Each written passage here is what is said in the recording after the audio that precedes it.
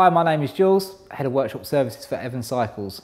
I have 20 years experience in the cycle industry and train our mechanics to recognise national standards. We are the only cycle retailer in the UK to have approved Cytec training status, which helps us maintain high standards. Okay, we're going to do the disc brake pads now, remove all the pads. First of all, we need to remove the wheel. Okay, with our front wheel removed, we now have access to the disc brake tabs. It's best to use a set of long nose pliers. Simplifies this job. Simply get hold of one tab, push it out towards the centre of the caliper and then pull down. The opposite side pad, exactly the same thing.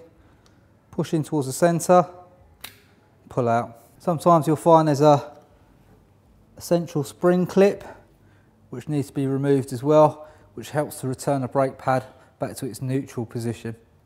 Don't forget to take that part out. I've shown you a disc brake system with pads with no retainer. This particular disc brake system actually has a pad retainer. So before we can remove a pad, we need to remove a retainer. It's this bar that goes directly across here. Get our long nose pliers and gently, so with the pin out, we can just push down from the top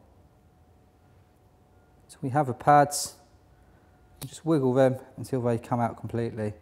Just like our other system, we push the pistons back in, check our pads for wear, replace them if required, centre spring as well, ensure that's in the correct position. Squeeze it all together.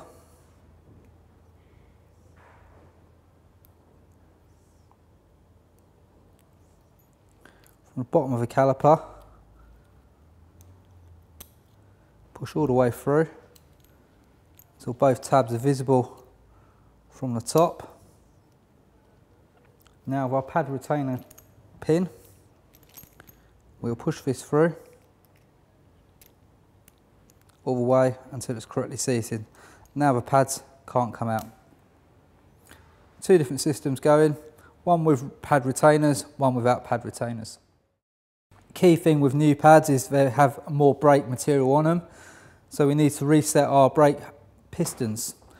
Don't recommend using a screwdriver for this because it's possible to damage the actual pistons themselves and the actual seals. We can measure our pads for wear from the backing plate to the top of a pad, which have at least 2 millimeters worth of pad. Even if you get down to 1 mil, that's still acceptable and there's room for further use of that brake. Obviously by the time you get down to 0.25 of a mil, quarter of a millimetre, it's definitely time to consider changing the pads. Brake pads are generally marked left and right to help you ensure you get it into the correct side. We put them together using our spring clip.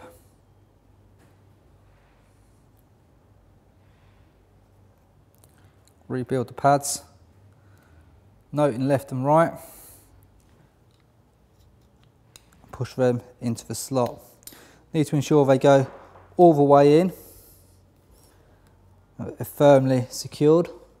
If needed, you can use a pair of pliers to help you push them in, as it is a little bit of a fiddly job. Ensure if you look from the back of the caliper, the pad tabs protrude through the back hole. Okay, pistons are fully seated all the way home. Got a new set of pads in. We're ready to refit our front wheel. Ensure the rotor goes in between the pads and not sat on the pad. Otherwise the wheel will not want to go back into the fork. The next thing we need to do is to pull the brake lever to ensure that the pads move out the correct amount. All modern disc brake systems are what we call self-adjusting. Once we've pulled the lever 5 to 6 times, the pads will move and sit the correct distance away from the rotor. If you don't pull the brake lever at this point and reset the pistons, first time you brake on the bike, the lever will come back to a bar and there'll be no brakes. Now we're going to go on to adjusting the brake caliper in relation to the disc rotor. To do this on most modern systems, all we need to do is loosen off both of these fixing bolts and then to pull the brake. By pulling the brake, we will naturally centralise the brake over the rotor. So first of all, we're going to back off both fixing bolts. So with the brake loose, now we'll apply the brake. So now you can see while I'm holding the brake down, the caliper does not move around as much. In this position here, we tighten the bolts back up.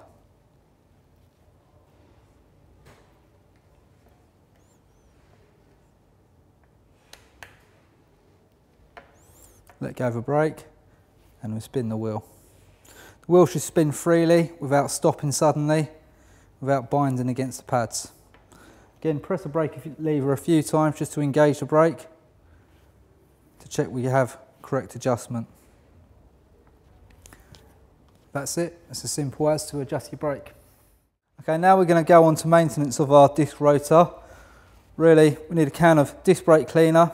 It really should be proper disc brake cleaner because it evaporates and leaves no dodgy residue. All we do is simply turn the wheel slowly and apply the spray to the rotor. Once we've got a good covering of a rotor, a clean rag, you just need to go over, remove any grime, dirt and any excess cleaner from the rotor. Once it's been around a couple of times, you see the dirt on the rag, now have a nice clean rotor.